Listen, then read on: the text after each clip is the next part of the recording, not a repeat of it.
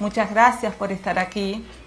Muchas gracias porque ustedes hacen que este momento de encuentro, de intercambio, sea vivo. La nuestra es una misión cultural entre Francia y Argentina. Hélène, es un honor tenerte aquí. Esta historia se construye desde la Argentina, pero se mira a Francia, porque fueron niños que vivieron en Francia en la Segunda Guerra Mundial, en Francia ocupada, y que padecieron todos los testimonios que están en este libro, tiene que ver con la historia en primera persona. ¿Cómo es que surge Querido País de mi Infancia? Lo de la historia judía es un poco mi norte, ¿no? Si yo hubiese hubiese vivido aquí en mi infancia, seguramente que hubiese sido, como muchos de los jóvenes de nuestros hijos o de nuestros nietos, hubiese tenido más conocimientos sobre el judaísmo. Viví en Francia, nací durante la guerra, bueno, esto lo saben, y después de la guerra me crié con mis padres en un París que trataba de salir de esa época tan tremenda que fue la guerra. Y los judíos que sobrevivieron, como mis padres y como muchos otros, o se habían transformado en personas descreídas, abandonaron, muchos, no todos, abandonaron la fidelidad a la tradición, quedaron judíos, pero judíos un poco, digamos, superficiales. No había colegios judíos, no había clubes judíos, entonces yo me crié sin saber gran cosa de nada más que, digamos, el idioma que hablábamos, el yiddish, y las fiestas, que no es poco. Pero cuando yo llegué a la Argentina, aquí realmente me quedé deslumbrada por la estructura de la comunidad judía, esa red escolar impresionante. En mi época no había colegio judío en Francia, ahora sí los hay y por otros motivos. Pero yo no sabía que podía haber en un país cristiano, que podía haber una red escolar de esta índole y también clubes judíos, centros comunitarios. Realmente fue un deslumbramiento. Y tuve la suerte, además, después de los primeros años, después de haber sido profesora en la Alianza Francesa unos años, hice la sociología, la carrera, y mi primer trabajo, que tengo compañeras acá, fue en hebraica, en el área de la tercera edad. Ahí está. Y ahí aprendí muchas cosas de las que yo no sabía, porque, claro, teníamos conferencias, invitábamos a gente, y toda esa gente que me traía, cosas sobre las colonias, se me abrió la cabeza, y a partir de entonces realmente siento que mi interés por la cultura y la historia judía en general, ha nacido. En 1880 más o menos se daba una situación aquí de necesidad de incrementar la población en general, ¿no? Sarmiento, Avellaneda, el desierto, la barbarie. Bueno, había que traer gente de Europa para poblar el desierto. Entre estos, aunque no especialmente dirigido a los judíos, llegaron judíos, que además en ese momento, en el momento de esa invitación de la Argentina, 1870, 1880, existe en Europa, sobre todo en Rusia, una situación muy desgraciada de persecuciones, de falta de lo más mínimo en libertades. Los judíos están obligados a vivir en zona de residencia, no se pueden ir, en fin, todo muy limitado. Entonces, hay un señor que se llama el Barón Hirsch, que es un banquero, que ha incrementado su fortuna muchísimo con la construcción del ferrocarril, ¿cómo se llama? El Orient Express. El Orient Express. Y este señor tiene un solo hijo, Lucien, que lamentablemente fallece muy joven, y entonces el Barón Hirsch, Maurice de Hirsch, dice: mi fortuna va a ser dedicada a salvar a los judíos pobres y perseguidos de Rusia. La envergadura de la empresa de este hombre fue impresionante. Pagó pasajes, compró tierras en la Argentina, en Entre Ríos, en Santa Fe, en la provincia de Buenos Aires, en el Chaco. Increíble. Para que esa gente judía, que en aquel tiempo no tenía derecho a trabajar la tierra, porque estábamos condenados a no trabajar la tierra, sino a vivir de la usura, para que esta gente pudiese empezar a hacer el trabajo digno de la tierra, ¿no? Reivindicar el trabajo rural para los judíos que lo habían perdido 2000 años atrás. Bueno, lamentablemente el barón Hirsch falleció poco tiempo después y su organización, que se llama la Jewish Colonization Association, porque fue una empresa a la vez francesa, nacida en Francia, pero hecha en Inglaterra, con capitales un poco de todas partes, porque de los suyos, ¿no? Falleció y esa gran empresa se transformó en una empresa demasiado burocrática, al estilo de las organizaciones caritativas inglesas, perdió su empuje y cuando el barón Hirsch quería salvar a 3 millones de judíos, lamentablemente a lo sumo hubo 40.000 familias, no estoy segura si 40.000 familias, 40.000 personas que pudieron. Pero esa impronta de la colonización judía en la Argentina ha sido absolutamente maravillosa, porque fueron esas personas que llamamos los colonos, ¿no? Los colonos, sí, que hay que tener cuidado con el término colono, no es lo mismo que el colono en Francia o en África. Han mantenido no solamente su cultura judía, las escuelas, los teatros o los hospitales, sino que se han transformado en gauchos. Está el famoso libro de Gershunov, Los gauchos judíos, que está un poco idealizado, pero no está muy lejos de eso. Volviendo a Francia, durante la guerra, ¿cómo era? ¿Qué estaba pasando? ¿Cuál era la situación de Francia? ¿Cómo fue que tantos niños fueron deportados o que murieron? Primero tenemos que hablar de la guerra, de esa Segunda Guerra Mundial. Si me permite, yo le quiero decir que sé que me pareció fantástico es que con cada biografía usted agrega sé que está pasando en Francia en este momento.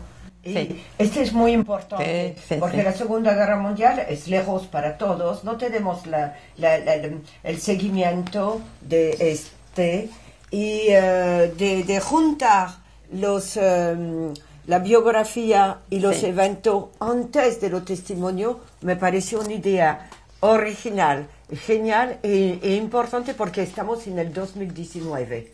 ¿Sí? Esa idea no es mía, es del director de la colección. Ese libro, que es de Nicolás, pero es la misma colección que el mío, han sido publicados por la Fundación para la Memoria de la Shoah en Francia, que reúne testimonios de sobrevivientes.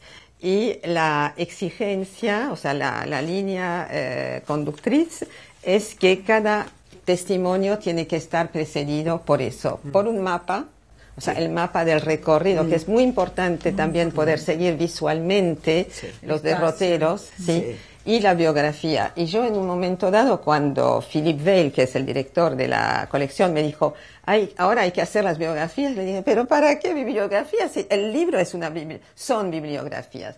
Tenía mucha razón.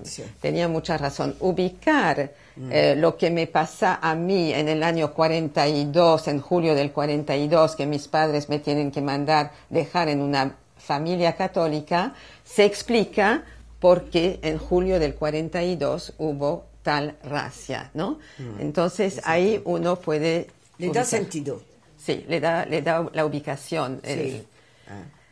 Bueno, la guerra rápidamente, o sea, más o menos todos ustedes saben, se declaró el 1 de septiembre del 39 con la invasión alemana a Polonia. Los primeros meses fueron relativamente de poco movimiento. Cuando se declara la guerra, yo ya vivía, pero vivía en el vientre de mi madre, o sea que yo tengo toda mi vida, desde la panza de mi madre hasta mis 5 años y 4 meses de guerra. Pero por suerte no me acuerdo de nada. Y es un poco porque no me acuerdo de nada que hice este libro. Esa guerra fue muy desgraciada, fue la peor de todas las que se habían visto hasta entonces. 60 millones de víctimas, de las cuales 6 millones, 10% víctimas judías. Y de estos 6 millones de víctimas judías, 1,5 millones de niños. ¿Por qué? Porque los nazis querían simplemente hacer desaparecer de la faz de la tierra al pueblo judío. Y para hacer desaparecer un pueblo hay que empezar por los chicos, o los chicos son los más, porque los chicos son portadores de futuro. Claro. Entonces, fue la primera guerra en que los niños fueron el objetivo principal de los enemigos, ¿no? Y se mataron, o sea, yo no sé si ustedes pueden imaginarse lo que es 1,5 millones. Pongamos 3 personas, 3 chicos, uno detrás del otro, ocupan más o menos 1 metro lineal.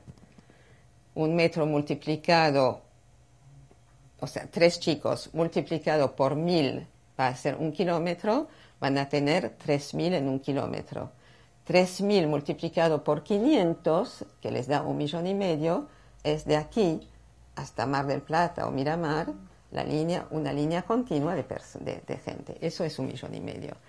Entonces, 90% de los jóvenes, chicos y adolescentes judíos desaparecieron de Europa. Solamente quedamos vivos 100.000, 10%. Ella es una, yo soy otra, André es otro. Y Nicolás también, pero Nicolás es un poco distinto, vamos a hablar de él un poquito también. ¿Cómo se salva un niño? Los niños obviamente solos no pueden salvarse. No es como un animalito que por ahí puede arreglárselo. Los niños hasta los 5 o 6 años no pueden arreglarse solos. Así que los que nos hemos salvado gracias primero a nuestros padres, cuando lo sabía, sino a algún tío que supo orientarnos en alguna dirección más o menos segura, y sobre todo gracias a varias instituciones que al principio eran instituciones judías, como la OSE, como la WITSO, como les Éclaireurs Israélites de France, que hacían distintas, o sea, tenían sus objetivos, pero durante la guerra cambiaron sus objetivos por ese de ayudar a salvar chicos. Uh-huh. La OSE, que en algún momento espero poder traer a la historiadora Cathy Hazad, te lo digo vos, que es una maravilla, o sea, la OSE, Obra de Socorro a los Niños, salvó 6.000 niños, ¿no? La WITSO, que todavía existe, acá hay una WITSO, salvó a 2.000 niños y otras. También tuvimos la ayuda de organizaciones no francesas y no judías, los Quakers, por ejemplo, uh-huh, o los Unitarians, como Unitarians Rescue Committee, que salvaron, por ejemplo, a trillizas primas de esta señora, Mariette. La OSE primero trabajó bajo el paraguas alemán, porque los nazis habían obligado a que todas las instituciones judías de ayuda se unieran en una sola, claro, en un representante, ¿no? En una, sí, Union des Juifs de France. Entonces, la OSE pertenecía, o sea, estaba ahí para el tema de la salud, de la comida, de los chicos. Y clandestinamente, o sea, en esa institución controlada constantemente por los alemanes. Vaya a saber cómo se las arreglaban para sacar chicos. Un poco cada día sacaban chicos, no los anotaban y los mandaban a casas que la OSE compró les châteaux, que eran realmente châteaux, castillos, sí, claro. pero venidos a menos, que compraban, que tenían jardín, etc. Y allí los chicos, de a 50, 60 chicos, recibían, por supuesto, la comida, atención médica. Es impresionante. Yo tengo un documento que dice, este chico tal, tuyo, entró con tal peso, un mes después con tal peso, tiene tal problema, o sea, realmente un seguimiento importantísimo. Y entonces, en esos castillos se le daba la comida, el seguimiento médico, la educación y los juegos. Y eso no pudo durar todo el tiempo, porque a partir de 42, sí, mitad del 42, ya las cosas se pusieron muy difíciles. Los alemanes ya estaban por todas partes y inclusive llegaron a una institución de estas, la Maison des Yeux. Y hasta sí, la estrella amarilla, sí. Entraron en una de estas casas donde había chicos y se llevaron a todos los chicos, profesores, etc. Entonces, a partir de ese momento, la OSE decidió que no podían mantener más a los chicos. ¿Y qué hicieron? Buscaron entre familias campesinas de los alrededores de cada lugar la gente que podía recoger chicos. Y eso fue fácil y se explica por dos motivos. Primero, porque en Francia había una larga tradición de nourrice. Sí, de la persona que se ocupa del bebé cuando nace. Las personas que vivían en ciudades se pensaba primero que trabajaban, que era una cosa bastante poco salubre, entonces preferían entregar a sus hijos a una mujer del campo, que ahí tenían aire, en fin, buena comida, etc. Entonces, eso era una costumbre de larga data. Estas mujeres que ya estaban, o sea, cancheras, digamos, en el tema de la nodriza, muchas de ellas aceptaron recibir a chicos. Pero no solamente eso, sino que ahí entramos en el tema, de la política, de la actualidad. Muchas mujeres francesas no tenían su marido con ella, porque estaban o en el frente, o estaban prisioneros, o muertos. Entonces, estas mujeres no tenían recursos, no existía, o sea, la seguridad social en ese momento ya no funcionaba. Entonces, la OSE, como otras instituciones judías, ayudadas por el Joint de Estados Unidos, una institución que siempre ayudó económicamente a los necesitados, entonces se podía pagar a esas mujeres era 500 francos de la época, entre 500 y 600 francos de la época, y eso le permitía darle alimento a la criatura, pero también le hacía a ellos, a la familia. Entonces, no fue difícil encontrar casas que recogieran a chicos. Y es así que pudimos salvarnos, Josette y su hermana, yo y acá no, André es otra cosa y Nicolás es otra. Pero fuimos, digamos, salvados de esta manera 60.000 niños en Francia. Es una proporción mucho mayor que en toda Europa. O sea, uno sabe que Francia ha sido un país colaborador, y lo ha sido, lamentablemente, lo tenemos que reconocer, pero así como ha sido colaborador, también, o sea, es como siempre, ni es todo negro ni es todo blanco. Hubo una gran parte de la población que ayudó. O sea, al principio tal vez no. Al principio Claro, cuando empieza una cosa así de que llegan los enemigos y que te molestan y que te persiguen, a lo mejor uno se queda medio paralizado. Claro. Pero cuando empezaron a ver que se llevaban a familias enteras y no solamente a hombres, porque al principio se llevaban a hombres con la supuesta excusa de que se los mandaba a trabajar. Trabajo forzado. Sí. Cuando ya se vio que se mandaban a mujeres, a familias enteras, a chicos enfermos, ya los franceses dejaron de ser testigos indiferentes, ¿no? Y ahí empezó, o sea, que... Y algo muy importante que dice, todas estas personas anónimas, que no sé cómo traducir, petit gens, gente muy modestos, pero en el testimonio que me tocó tanto del señor Rosenthal, que dije, j'ai eu de la chance, tuvo suerte, y sé que cada francés también sentía, porque cada día era poder volver a casa, tener algo para comer, porque uno se olvida el hambre que se sufría, pero el hambre feroz, y que todos estos chicos, como vos dices, eran chicos en pleno desarrollo físico. Y a 10 años tener el estómago vacío, era, además de esta capa de plomo de miedo, porque todos sufrieron. Mi mamá nació en 1928 y decidió nunca contarnos, mi padre tampoco, que hicieron la elección de decir, fue terrible, olvidámoslos.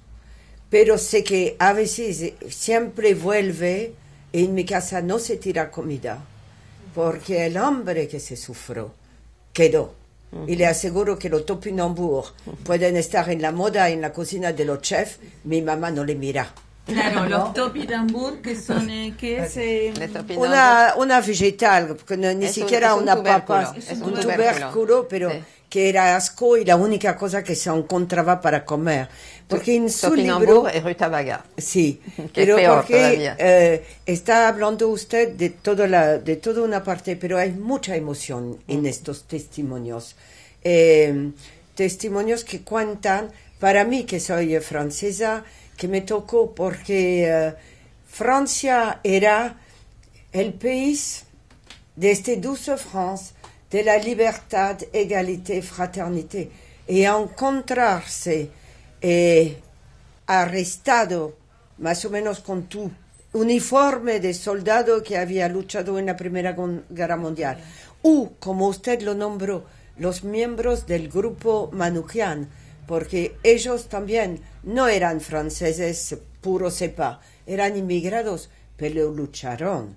Y la carta de Michael Manouchian que cantó Leo Ferré recuerda a tal punto que Aragón 10 años después hizo poner una placa de reconocimiento, porque Francia tenía que agradecer a esta gente que no era de cepa o de origen franceses, pero que lucharon. En este punto puedo decir que Nicolás, que está acá sentado en la segunda fila, trabajó mientras estaba en Normandía en el 40, trabajó en una granja y uno de sus amigos se alistó en el grupo Manouchian y fue fusilado en el Monte Valérien. El grupo Manouchian lleva ese nombre de este muchacho Manouchian, que era un armenio, inmigrado, como otros, como los judíos, y que se rebeló, tomó las armas, y se le juntaron varios jóvenes, no sé, eran como... Sí, 20 pertenecían a un movimiento de resistencia, pero se los conocía como el grupo Manouchian, porque Manouchian era un poeta, era un poeta armenio, y bueno, pero, los ideales, y luchar por los ideales, luchar por la libertad.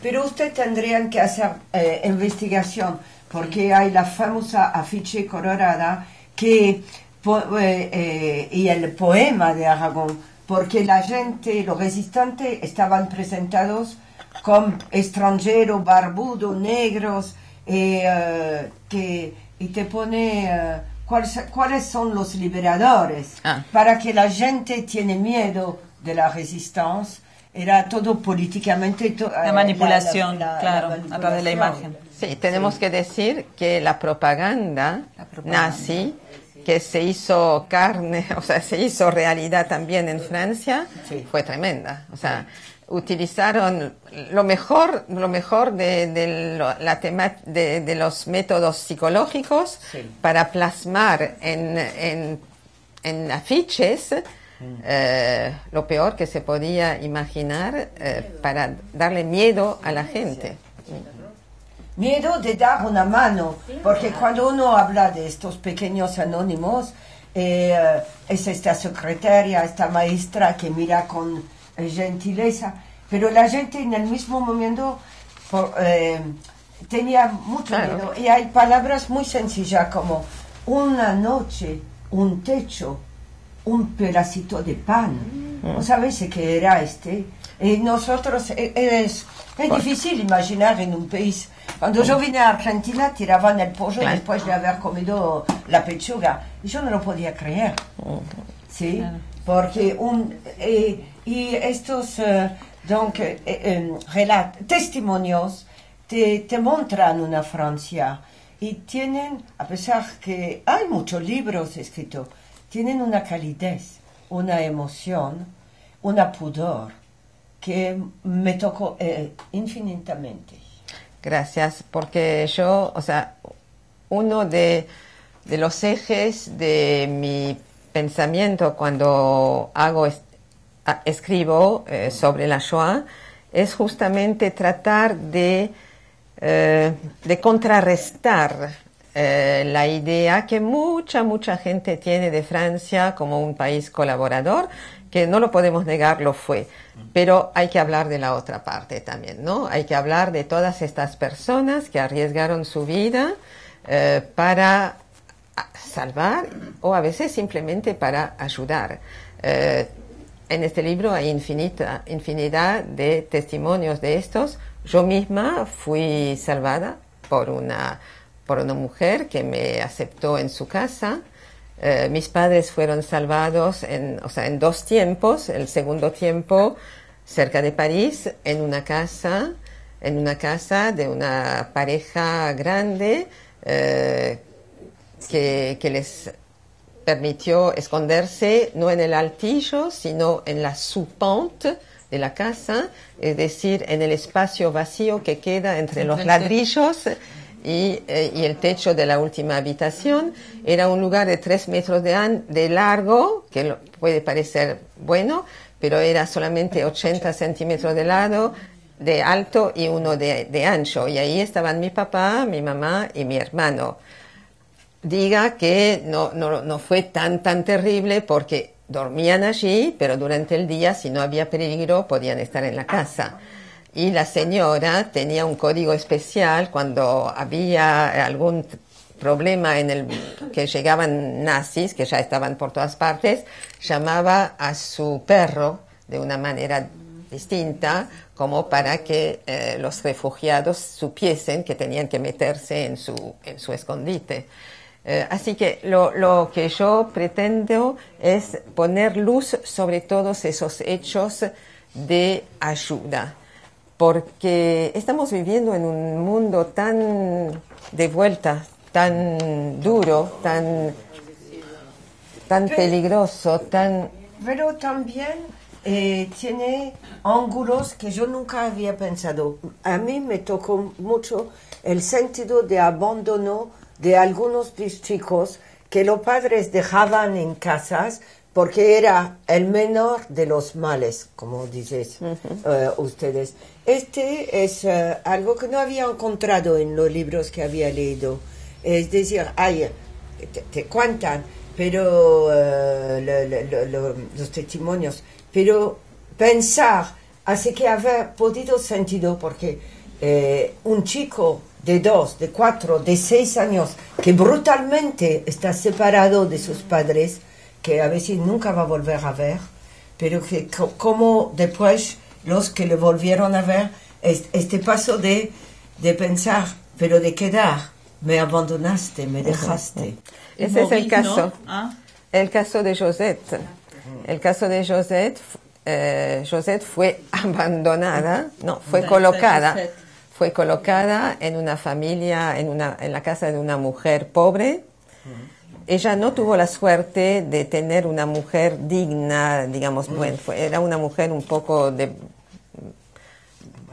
mauvais mœurs. Muy amargada, sí, una mujer difícil. Pero igualmente esta mujer la salvó a ella y a la hermana, ¿no? Pero y a otro chico más. Pero Josette tiene unas vivencias muy difíciles, muy duras. Los chanchos que gritaban, la comida que faltaba, los golpes que recibía de la mujer, las trenzas que se tiraban, ¿no? O sea, no todas las personas que recibieron chicos fueron amables, pero la mayoría sí. Yo creo que la mayoría hizo lo que pudo. Pero hubo casos como este, que era una mujer borracha que tomaba y bueno, esas fueron las consecuencias. Hélène, a mí lo que me pareció increíble fue cómo llegó cada uno a poder sacar ya con tantos años la vivencia. Cómo se tejió entre ustedes una trama de afecto y de cuidado para ese que tenía el protagonismo de contar su dolor, que le costaba inclusive, era como dar una vuelta y no querer entrar en ese espacio, y cómo lograste como de generar confianza y de saber que eso que estaban haciendo tenía un sentido.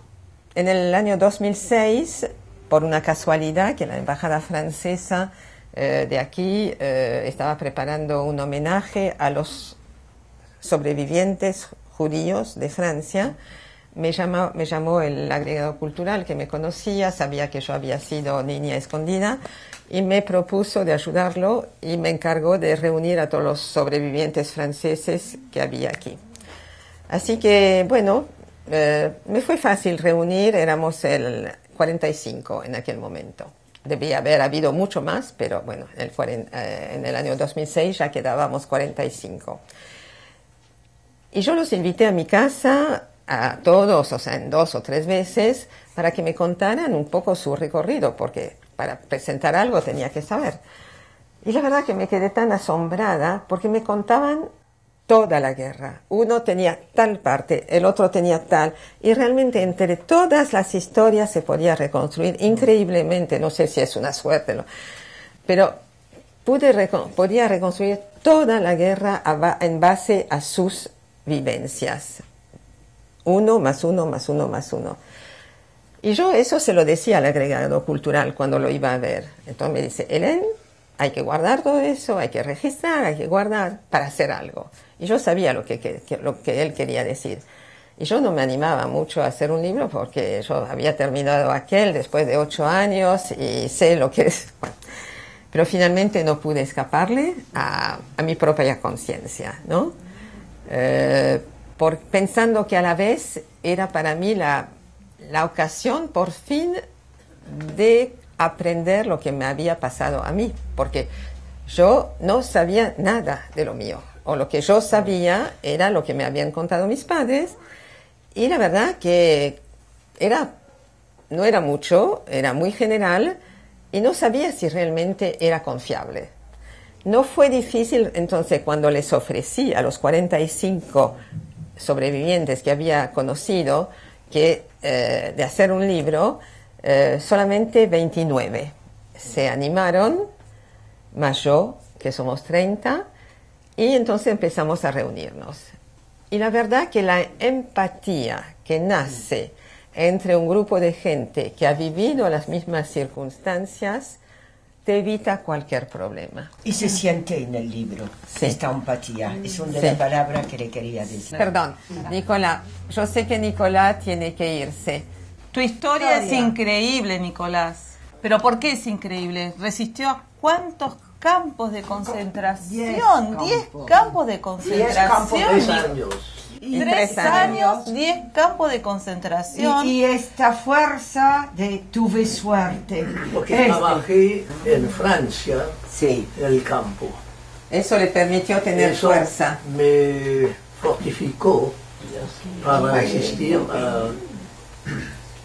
A lo que tenías a lo que tenía a lo terrible. durante 3 años. Sobreviví al tifus. Sí. A la difteria. A la Mi papá, que era Médico. médico, murió del tifus en el mismo campo. Y bueno, acá estoy. Pero podemos preguntarle eso que estábamos diciendo antes, ese punto límite en que llegaste 2 meses antes de que termine la guerra. Sí. Y que dijiste... Que te entregabas, dijiste basta, ya me entrego, me subo, por lo que leí, ¿no? Me subo a ese tren donde van los enfermos y que me maten. Los amigos me dijeron, pero vos estás completamente loco, de lejos me hicieron signos, la guerra se termina y ahora quieres ¿Te quieres matar? capitular. ¿Te quieres matar? Entonces ellos me salvaron. Eso, la importancia de la amistad. La importancia de la amistad en esas condiciones extremas de los campos de concentración. También Elsa, el último capítulo. También la fuerza de haber encontrado otras chicas francesas y formaron un grupito de 6 o 7 personas que pudieron sobrevivir todo el tiempo juntas. Pero de Nicolás, si me permiten, yo quiero contar algo, un detalle, que es este libro. Este libro es de Nicolás. Nicolás cuando era joven en París, en la escuela de la Horte. Miren qué churro, con su sombrero, el sombrero que él mismo se hizo. Sí. Porque estaba en una fábrica de sombreros. Bueno, este libro, ¿cómo nació? Este libro es el diario que Nicolás hizo desde el 1 de enero del 1940 al mes de julio del 42, cuando lo llevan a la deportación con sus padres. Él empezó ese diario porque él vivía, estudiaba en Francia, sus padres lo habían mandado a Francia a estudiar para salvarlo de lo que se venía, y se encariñó mucho con Francia, con el francés. Al año hablaba un francés perfecto, no hay un error en su diario, no hay un solo error. Y ese libro está dedicado a sus padres, porque él se imaginaba, una vez la guerra terminada, que sus padres iban a venir a vivir a Francia con él. Entonces, él escribió eso en francés. Pero ¿cómo lo descubrí? Es muy lindo y lo voy a contar. Estábamos en la fase terminal del libro mío. Le mandé todos los escritos al editor en Francia, que corrección, no son fáciles. Bueno, hubo muchos ida y vuelta, y en un momento dado, cuando estaba con el testimonio de Nicolás, yo había escrito el 14 de junio de 1940, los alemanes entran a Francia, entran a París y van bajando para el sur. Y la señora donde trabajaba Nicolás, Madame Menuet, el 14 de junio le dice: Nicolás tiene que irse porque los alemanes están llegando y usted no va a estar más en seguridad aquí. Nicolás tiene 16 años, ¿no? 16. 40, sí. 16 años. Se pone a llorar porque la quería mucho y porque estaba bien ahí. Entonces él sabe que el director del colegio de la Horte estaba temporariamente en Caen, la ciudad principal de la región, a 100 kilómetros más o menos.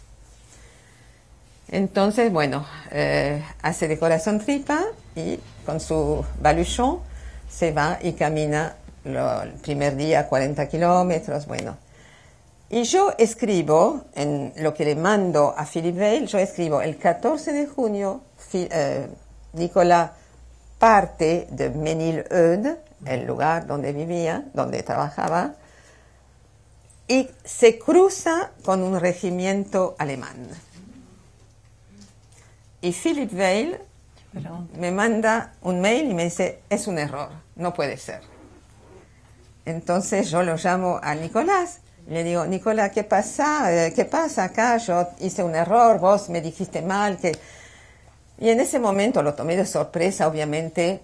Me dice, no sé, no me acuerdo, tengo que pensar. Bueno, cortamos y al ratito nomás me llama y me dice, mais que je suis bête, j'ai un journal. O sea, qué tonto que estoy. Tengo un diario. Tengo un diario escrito. Y va al diario, y efectivamente, el 14 de junio no se cruzó con un regimiento. El regimiento lo pasó.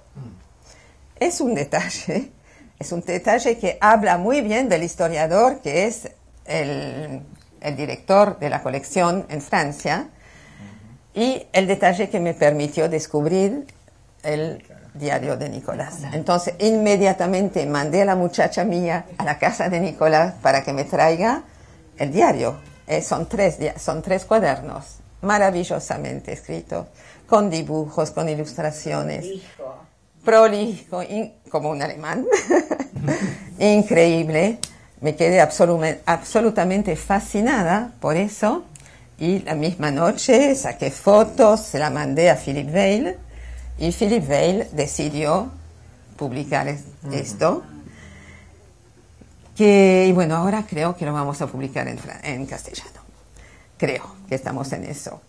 Pero el tema de los diarios personales es lo último que nos queda ahora para demostrar a los negacionistas que las cosas sí existieron.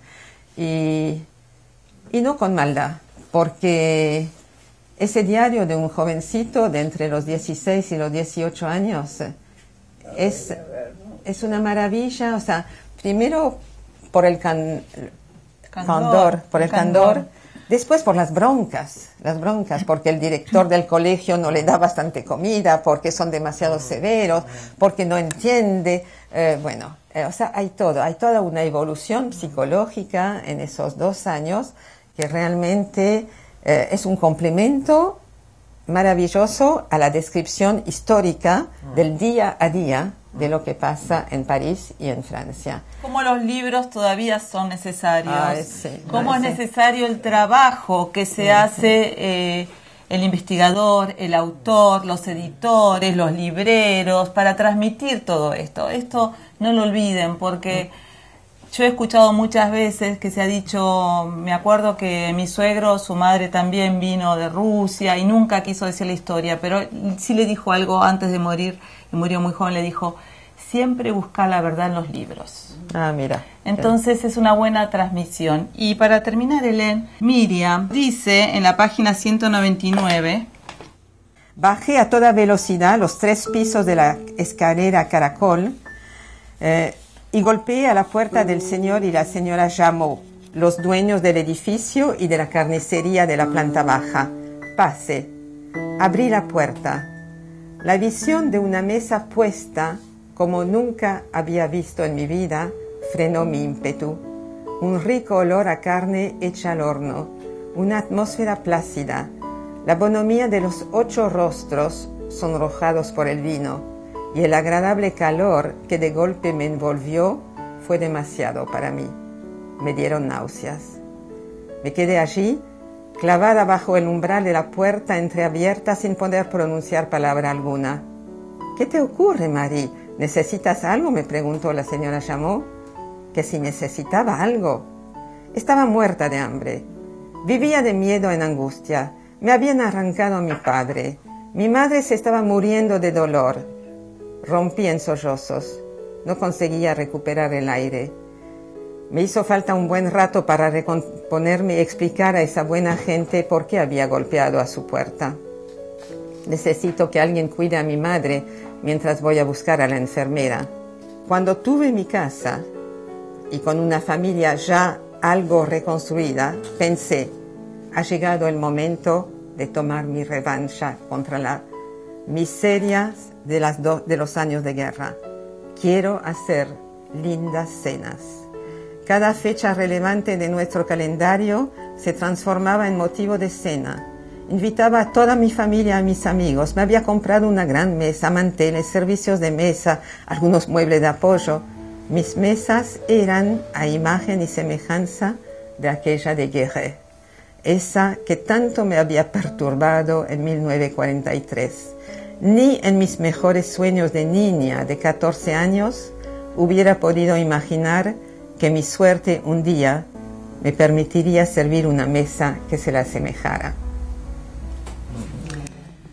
Bueno. Porque había una gran diferencia entre la vida en la ciudad, mi mamá es parisina, y la vida afuera. Afuera siempre encontrabas comida, pollo, huevos, etc. Pero en la ciudad no había mucho como para comer. Por eso el gobierno francés decretó enseguida el éxodo. O sea, por eso se hizo el éxodo, para que la gente que vivía en las ciudades, además de irse para evitar el peligro de la invasión, empezara a buscar lugares donde poder sobrevivir y comer. Bueno, ha sido un hermoso encuentro y hasta la próxima. Muchas gracias, Hélène. Muchas gracias, Gabriel. Gracias a todos.